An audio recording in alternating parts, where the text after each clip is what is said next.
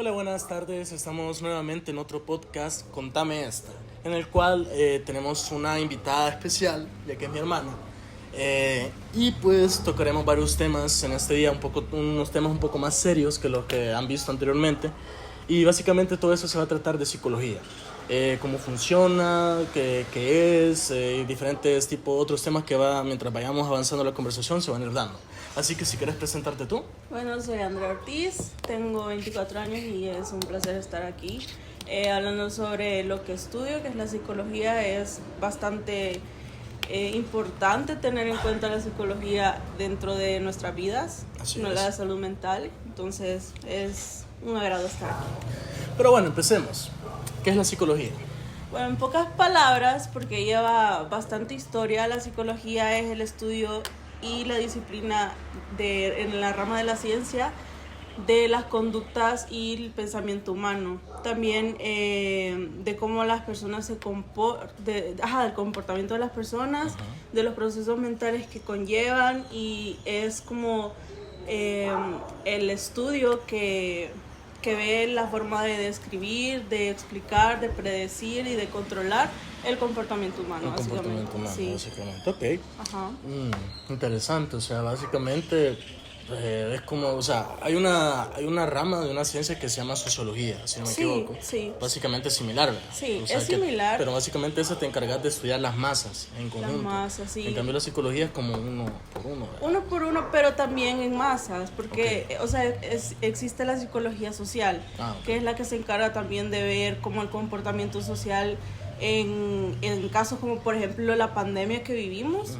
Se hicieron estudios de diferentes denominaciones sobre la psicología social y cómo afectaron a diferentes poblaciones. Algunos salieron como afectados más que otros, y eso es el estudio que más o menos hace la psicología social, pero sí, básicamente estudia y engloba todo lo que es la psique del ser humano. Ok, pues vayámonos fuertes. Ahora que ya tenemos un poco claro qué es la psicología, tratemos temas que en esta actualidad se ven muchos, que es cómo afectan las experiencias a temprana edad, en la infancia, a nuestra personalidad y comportamiento en la adultez. ¿Por qué afectan, ya sean experiencias buenas o experiencias malas, sucesos, yo qué sé, lo que sea que haya pasado a alguien en la infancia, sea bueno o malo, sea mínimo o grande, cómo afecta a su desarrollo cuando ya sea grande? Claro, es importante mencionar que el hecho de que nosotros como seres humanos cumplamos nuestras etapas de vida es muy importante. Y la etapa más importante que podríamos estudiar en la psicología es la infancia y la niñez temprana, niñez tardía también, la adolescencia, porque es cuando nosotros empezamos a desarrollar nuestra personalidad, nuestra identidad, nuestra forma de pensar, las cosas que sí nos mantienen como decir dentro de la sociedad promedio. Entonces, sigamos, una persona sufre de abuso o de violencia o de algún tipo de violencia, pues se podría decir, en su infancia, esto vendrá a afectar a su adolescencia, y si lo sigue cargando en la adolescencia va a afectar en su adultez, porque es importante que todos mantengamos como en vivencia nuestras diferentes etapas. Si no se vive la etapa de la niñez, es muy probable que en la adolescencia la persona se comporte como niño, porque no ha vivido su etapa. Son como, por ejemplo, el caso de que un niño que no tuvo nada, ya cuando tiene o logra tener dinero en un futuro, gasta ese dinero a más. Se vuelve loco porque está comprando lo que no pudo tener antes. Exactamente. Entonces, como que, por ejemplo, muchas personas que trabajan, que yo conozco, que le están metiendo la vida, que no han tenido todo lo que ellos han querido. También yo me considero una persona que no he tenido todo lo que yo he querido, que por eso le estoy intentando meter, pues siento que cuando tenga ese dinero voy a... probablemente con control, vea. Claro. Pero, o sea... Sí, pues sí, vemos, por ejemplo, que desde la niñez, si se ha vivido violencia, en la adolescencia empiezan los patrones como de diferentes trastornos a dar a luz. Ya vamos a hablar de eso más adelante, pero sí podemos decir que influye muchísimo la infancia cómo nuestros padres trataron nuestra infancia, porque de ahí evoluciona todo. Ujú. O sea, es como somos en la infancia una esponjita que absorbe todo. Sí, o sea, también, o sea, no afectar a los niños, ¿verdad? Ya sea, o sea, de mala manera, porque si es de bueno, obviamente, ¿verdad? Pero si no, Claro. no tengas hijos, ¿verdad? Si no estás ni psicológicamente listo, ni nada, obviamente. Claro. Siempre es primero la salud mental antes que todo, o sea, uno de primero. Pero, o Sí. sea, bueno, interesante, en verdad. Pero bueno, o sea, relacionémoslo eso con la psicología y con el control humano. ¿Qué técnicas utilizan los manipuladores para influir en el comportamiento de otras personas? Por ejemplo, si yo quiero algo y pues yo, por ejemplo, sé varios tips de psicología que sé que haciendo eso esa persona va a caer ante lo que yo quiera Sí. o esa cosa, ¿cómo funciona eso y por qué es? Pues tenemos dos opciones, por así decirlo. Ajá. Está la psicología oscura, que es la que se encarga de más o menos ahí ir manipulando a lo que son las masas, la Oscura, gente. pero la mejor. La verdad es que sí se pueden sacar beneficios de esa parte de la psicología, pero también está la psicología en marketing. Ok. Entonces, ahí es como hay una diferencia entre las dos. La psicología oscura se puede manifestar como una manipulación, pero se podría decir que no tan positiva como la del marketing. Porque si vemos nosotros, o sea, la psicología de marketing estudia el comportamiento de la sociedad como para que nuestro producto o servicio pueda vender tanto como Sí. un ejemplo ahorita están esos ice que están Sí. súper de moda, todo el mundo los quiere comprar. ¿Por qué? Porque meten en la cabeza de la gente que es algo que necesitan. Entonces la psicología del marketing se encarga de eso, como de meter en la gente, no es manipulación, sino que es más como decirle a las personas que necesitan eso para poder vivir, ¿me entendés? Pero la psicología, digamos que, ¿cómo es? Psicología oscura. Psicología oscura. Es Sí. lo contrario de eso, la positiva, ¿no? La positiva, Que sí. básicamente es el estudio de las fortalezas y virtudes humanas que se encarga de la resiliencia, la felicidad y todo eso. Sí. Pero ¿cuál es la diferencia con la oscura? O sea, La psicología oscura estudia, como ya había dicho más, la manipulación de las personas, como el destacar, como pasarle a las personas por encima, o sea, así como palabras coloniales. sí. Y la psicología positiva pues ayuda a que la persona desenvuelva hábitos que lo hagan del 1% del porcentaje de la población mundial, que son los exitosos. Entonces, también se puede llegar al éxito con la psicología oscura, pero es que son como dos ramas diferentes y tienen cada una su pro y su contra, como todo en la vida, ¿verdad? ¿Y crees que está bien que la gente venga y use esa psicología oscura a favor contra otras personas cuando técnicamente por naturaleza el ser humano siempre busca, pues, para él las cosas? O sea, Sí. si el ser humano por naturaleza es, ¿cómo se llama esto? ¿Cómo podría decírtelo? Es egoísta. Entonces siempre quiere, pues, todo para él y todo. Entonces, Yo siento que sí, es que sí es como de beneficio de uno, sí se podría decir que la psicología oscura es como eso, pero igual vemos en la psicología positiva el positivismo tóxico. ok. Eso es como, pues ya me levanto a las 5 de la mañana o tal cosa, pero no existe esa persona, o tal vez sí, pero no son todas las personas las que llegan a decir, pues yo llego a alcanzar ese nivel de hábitos en el día, porque muchas personas o trabajan o estudian o hacen cosas. Por ejemplo, el libro de, no sé si lo conocen, pero el club de las 5 AM, Ah, sí. bueno, eso es para mí un poco de... Incluso ahorita van a notar el cambio de calidad porque pasamos de una cámara, de una Canon T6 al teléfono, al iPhone 14. Increíblemente es mucho mejor, pero bueno. Pero sigas diciendo lo de los... El club de los 5 AM. Bueno, ese libro, la verdad que sí tiene sus ventajas porque sí enseña a la población como ciertos hábitos saludables que podrían tener, pero también indice al positivismo tóxico. Okay. O sea, porque no todas las personas tenemos la capacidad de levantarnos a las 5, de la mañana, hacer ejercicio, que luego no sé qué, no sé cuánto. Y también lo veo del lado de las personas que sufren como depresión. O sea, porque es como sienten esa carga de tener que hacer los hábitos que están diciendo porque si no, no son productivos, o el positivismo tóxico que dice como, bueno, échale ganas, hace como, no sé, o sea, pues salir adelante, que vos podés, pero a veces, muchas veces la depresión juega como, es como un cuchillo de doble filo, Sí. porque pues sí, aunque nosotros... aunque las personas que tienen depresión quieran jugar un papel, un rol en la sociedad como algo positivo, como tener hábitos y cosas así, muchas veces son incapaces de hacerlo porque es una enfermedad o un trastorno que básicamente doblega a la persona. Yo he visto que cuando, digamos, una persona se siente como le preocupa algo, digamos que a mí me preocupa no ser productivo y Claro. intento hacerlo del club de las 5 AM y todo, pero no me funciona. Entonces he visto una técnica donde tú venís y escribís qué es lo que te preocupa, hasta dónde, qué es lo peor que después escribís, qué es lo que puede llegar a pasar, lo peor que puede llegar a pasar con eso que te preocupa. Sí. Y de ahí, pues, enfocarte en la solución, y eso te va a ayudar más, supuestamente, porque ahí te estás enfocando más, por ejemplo, en los diagnósticos de medicina. Pues se hace el diagnóstico para tener el 50% de la base estable del paciente, ¿verdad? Sí. Y todo.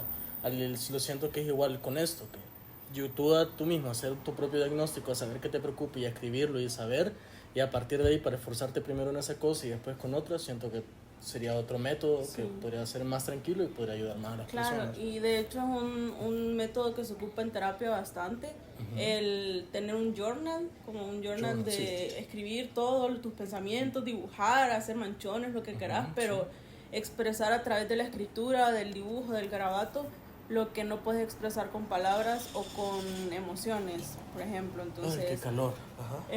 sí, bueno, hablando de eso, lo que mencionabas, de que muchas veces las personas no llegan a crear esos hábitos porque todo el mundo somos diferentes, cada persona es un mundo, entonces no a todo el mundo le va a funcionar. Sí. Entonces siento que es algo que puede funcionar como un método y lo recomiendo full porque es algo que es como vaciar tu mente en un papel. Entonces, Sí, y tener las recomendable. cosas más claras, porque a veces nos revolvemos, o sea, en nuestra cabeza se hace garabato y es como por dónde empiezo a limpiar, ¿verdad? Entonces ya cuando tenés todo escrito, vos decís como, ok, esto me afecta, esto no me afecta, y así. Entonces es como mantener el orden. Hay un método en marketing que es como ordenar la casa. Claro, Que es como lo mismo. primero ordenar sus ideas, de ahí de no sé qué, Sí. las testeas, o sea, primero es la idea. Obviamente el proceso de ideación, después de investigación, Que lluvia de ideas de y todo eso. Sí, Entonces, básicamente es un método que funciona en muchas cosas. Pero Sí. vayamos a otro tema, Ok. que básicamente es el trastorno del límite de la personalidad. Sí. Es un tema, pues, que muchas personas, al igual con otras, o sea, muchas personas sufren, al igual que otras enfermedades. Y pues es un tema, pues, muy interesante, un tema que se debería tratar más y hablar más, y pues ser más mente abierta con ese tema. Pero bueno, ¿qué es el trastorno del límite de personalidad y pues cuáles son sus principios característicos? Porque por lo que yo sé es un trastorno mental, Sí. básicamente, que obviamente se caracteriza por, digamos que, patrones de inestabilidad mental o algo así. No, son patrones de inestabilidad emocional. Okay. El TLP, borderline o trastorno límite de la personalidad, es un trastorno de la personalidad que se genera desde la infancia, adolescencia, por algún tipo de violencia vivida, algún tipo de trauma vivido, de hecho también se puede decir que por un tema biológico, como cambios químicos del cerebro, se puede relacionar también con eso. Y básicamente es la inestabilidad de las emociones, la inestabilidad en cuanto a relaciones interpersonales, la impulsibilidad de las personas. También tienden a ser como muy... O sea, tienden a sentir un vacío enorme en su corazón, en su interior, que lo tratan de llenar con otras cosas como puede ser el alcoholismo, las adicciones en general. Sí. También tienen esta inestabilidad como en mantener las cosas y llevarlas a cabo. Por ejemplo, en la universidad, los estudios, a veces como no, ya no puedo con esto, entonces sigo con otra cosa, y ya no puedo con esto, entonces sigo con otra cosa. Es un tema bastante delicado porque el trastorno es de personalidad. O sea, cuando es de personalidad, quiere decir que eso ya no cambia, pues es un trastorno que es para siempre, que lleva con la persona. Pero sin embargo, sí se llega a tratar con medicamentos y con psicoterapia, más con la técnica dialéctico-conductual, que fue creada, por cierto, por una mujer que ya tenía trastorno límite de la personalidad. Entonces dijo como, bueno, yo tengo estas necesidades, nadie me está dando estas necesidades que yo... O sea, nadie me está dando como las soluciones a estas necesidades que yo tengo, pues creo el dialéctico conductual. Es una psiquiatra psicóloga. Entonces ella creó el dialéctico conductual y básicamente es eso, pues que esa inestabilidad que sí, también básicamente esta enfermedad no se entiende completamente las causas, ya que, o sea, como tú mismo dijiste, pueden ser combinaciones de factores genéticos, biológicos, ambientales, biológicos, de riesgo de antecedentes, etcétera, etcétera. Entonces, ¿cómo sabes cuando te diagnostican TLP? ¿Cómo, o sea, realmente, ¿cómo es eso antes de que tú sepas que lo tenés? Muchas veces se llega a decir que el trastorno trastorno límite de personalidad es muy difícil de detectar dentro de todos los trastornos de personalidad que existen, porque se puede como confundir con bipolaridad, con trastorno de depresión mayor, trastorno de ansiedad mayor. Entonces es como bien difícil. O sea, es un trabajo que un psiquiatra tiene que hacer y llevarlo así como por 1 año, 2 años, 3 años con la persona trabajándolo para que se pueda llegar a un diagnóstico. Y bueno, en mi caso se llegó al diagnóstico al año, más o menos, 1 año y medio, donde sí me dieron la noticia así como de usted tiene trastorno límite de la personalidad, y para mí fue como o sea, un descanso, sí, claro, porque antes eran como los cambios repentinos de depresión a euforia, de tener esta depresión mayor que no se puede salir de la cama, tener estos ataques de ansiedad y uno no sabe cómo, por qué razón está pasando todo lo que está pasando, por qué razón soy así impulsiva, por qué no soy estable en mis relaciones, soy estable en mis estudios, en mi trabajo, por qué tengo estos intentos de suicidio, estos intentos de lastimarme. Es prácticamente por eso, porque todo eso, pero es bien difícil porque en la bipolaridad también se da. Y también es interesante y cabe mencionar que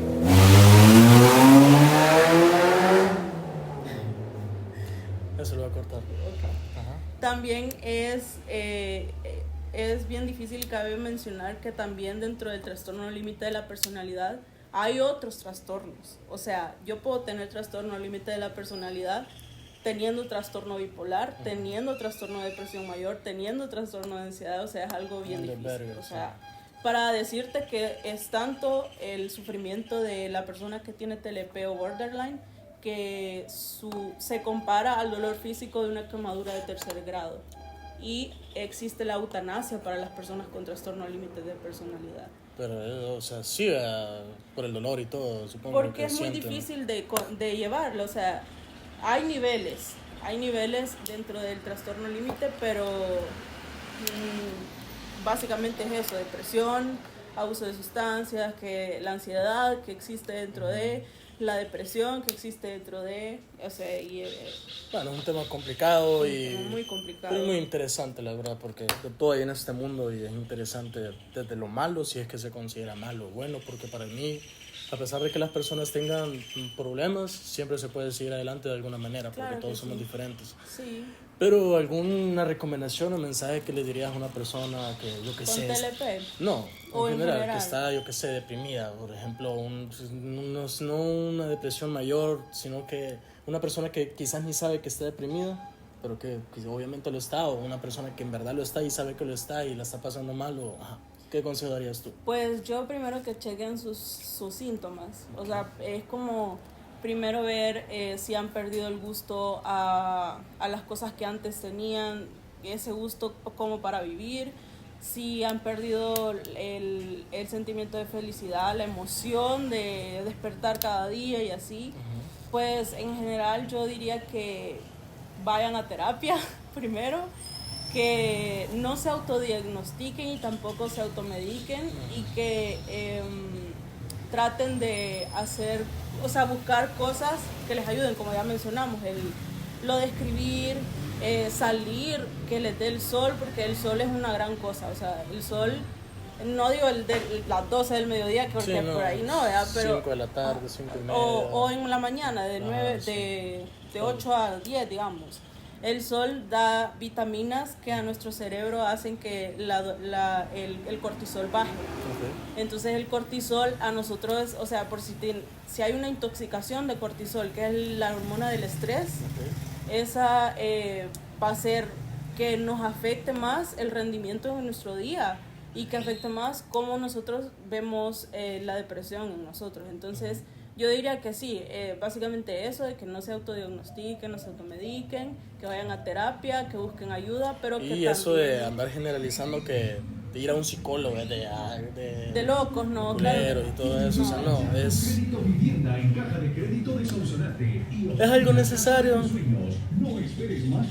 Pero bueno, con esa recomendación creo que ya terminaríamos. Disculpen ahí la bulla, pero hay una calle que no puedo hacer nada acá atrás, ustedes lo entienden.